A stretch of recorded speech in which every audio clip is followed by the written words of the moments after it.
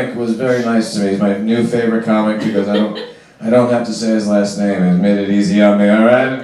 But he's a beautiful man. Give it up for Rohan!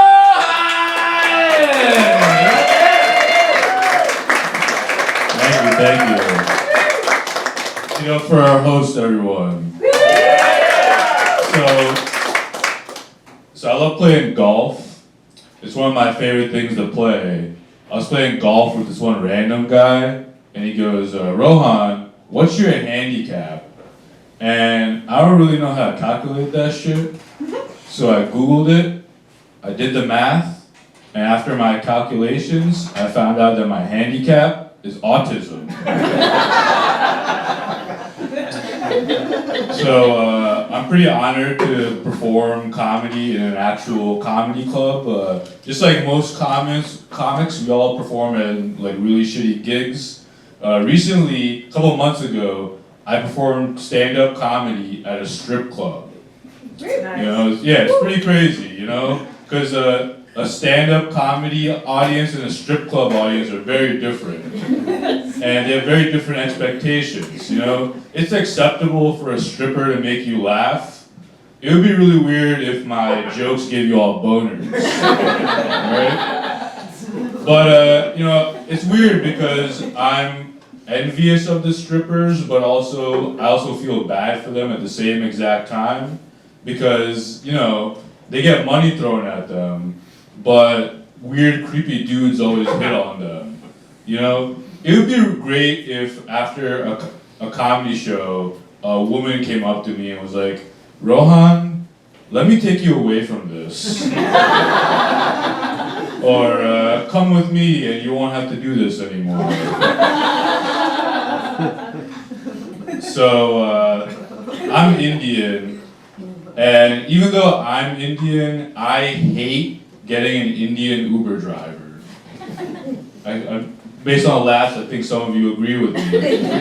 But I'll tell you why. It's because they see my name, they'll see that I'm Indian, and the driver will look at me and he'll ask, Rohan, do you speak any Hindi at all? And I'll say, I don't really speak it very well, but I understand it. Then that driver will give me a very perverted smile, and then he will proceed to have phone sex with his wife. No, it's really fucking disgusting. He's like, I'm gonna butter your naan, shit like that. And so at the end of the ride, I always give him 4 stars. And one time the driver called me and he was like, yo, why'd you give me 4 stars? And I said, well, if you're gonna put me through that, at least let me see a picture of your wife.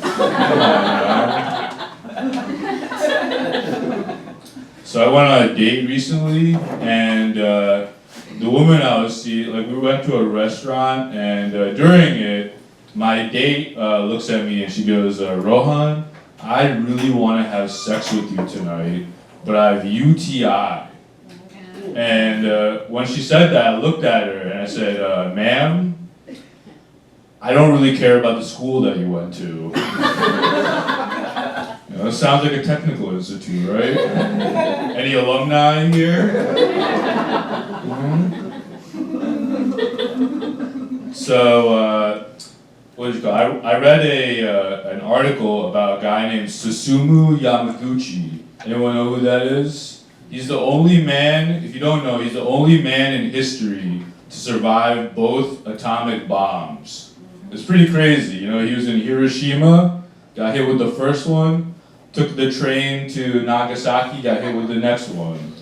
And the only thing that I took from that story is, despite getting hit with 2 atomic bombs, the trains in Japan still ran on time. You know, I'm from New Jersey.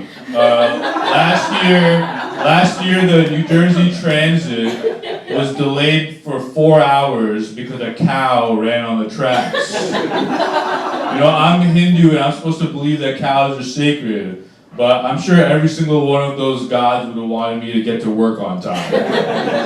You know? But, you know, I remember like on the way here, actually, I was on the NJ Transit and it just chilled on the tracks for like 30 minutes. And the entire time that I was there, I was like, you know, Hirohito would never stand for this. You know? It's something about fascism and a great train system, right? Like, I've been to Germany for Oktoberfest. We all know how much Hitler loved his trains, and guess what? They were on time. You know, I've been to China before, horrible human rights issues, but the trains are on time. Long story short, I'm anti-fascist, but pro-trains being on time. So I read a horrible story in India about a baby that burst into flames 4 separate times due to spontaneous combustion. Now the kid's parents were like, oh my God, what happened? So they went to a Hindu priest and a Hindu witch doctor, and together they came to the conclusion that in the baby's previous life, he was a trick birthday candle.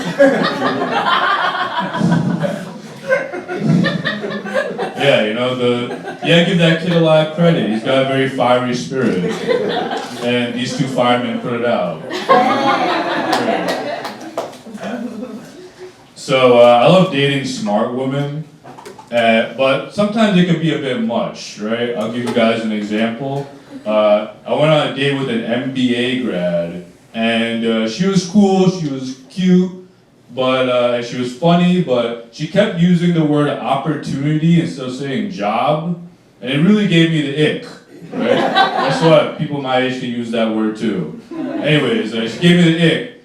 Like, she would be like, well, after college, I got my first opportunity in sales, and then I got my MBA, and now I have my current opportunity in digital marketing. And I pretended to be interested, but only because I wanted her to give me a blow opportunity.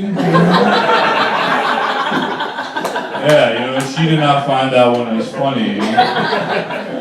So at the end of the night, I had to give myself a hand opportunity. All right, I'm Rohan Mahashabde. Thank you very much.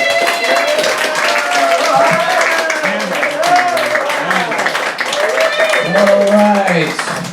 You're stealing some valid. You're not a firefighter. Only he is. Only one.